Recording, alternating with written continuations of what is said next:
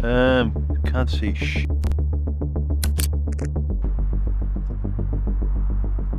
I was always told to behave well, be a respectable person, clean your room, dress appropriately when you're going to a certain function, dress a certain way when you go to work, act a certain way and speak a certain way respectably to your elders and so on and so forth. And that's all really constructive, well-meaning advice. There needs to be a common handshake, a respectable one between people. But where it lets us down in the most fundamental and important ways, I think, is when we date. We go out there, don't say this, don't say that, don't talk about religion, don't talk about exes, dress this way, don't say that. If you say this, you'll never get anywhere with them. I couldn't wait to get out of the initial probation period, the honeymoon period of a relationship. The initial handshake and formality of meeting someone new. I wanted to relax. I don't like holding my breath. And I've seen a lot of people, me included when I reflect on my past, is I'm holding my breath and trying to hold it longer and longer and longer and longer and longer until I exhale and the relationship ends, or we complain about the toothbrush being left the wrong way, or being annoyed by each other's little idiosyncratic normal human behavior. All these rules where the things you're not supposed to talk about and the things you're not supposed to show or be or present as is more or less essentially the things you should be doing to reveal exactly who you are, just to know whether you're compatible or not. Not whether you can fit with anyone through your formality, because the way people see you, how you appear and how you present yourself makes a huge impression on how people take you, especially if they don't know you yet. Yes, there's a level of being civil and polite and things like that. Everyone knows how to be that, and if you don't, you're a sociopath.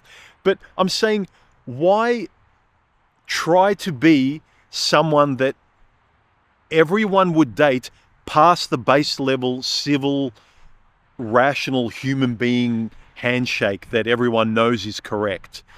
Past that, present as genuinely as you are, and if a person doesn't like it, great, they're not getting a false impression of you. No more so have I seen this interaction as I've gotten older, is when I started working and realizing why I didn't want to work in the office space anymore. That water cooler office talk of, what's the weather like? What did you do this weekend? How's the kids? Oh, how did the football team go? Working hard or hardly working? Ha ha ha ha. Laughing when you're supposed to laugh.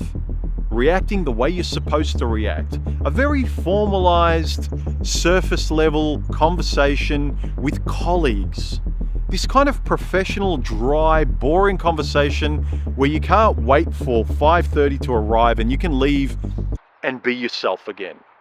And I think from what I see and in my experience, I was trying to keep that workplace professional, politically correct, non-offensive, surface level conversation with girlfriends that you're trying to impress initially, and then you just stay in that mode, that honeymoon, getting the job mode initially, and you try and keep it going. And it's a dead loop. It really is.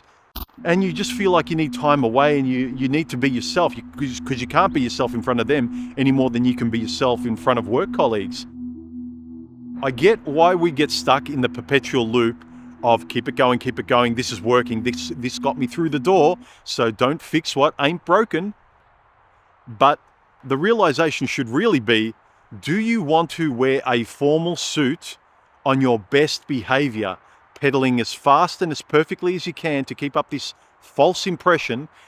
Can you do it? How long can you keep that suit on? How long can you hold your breath?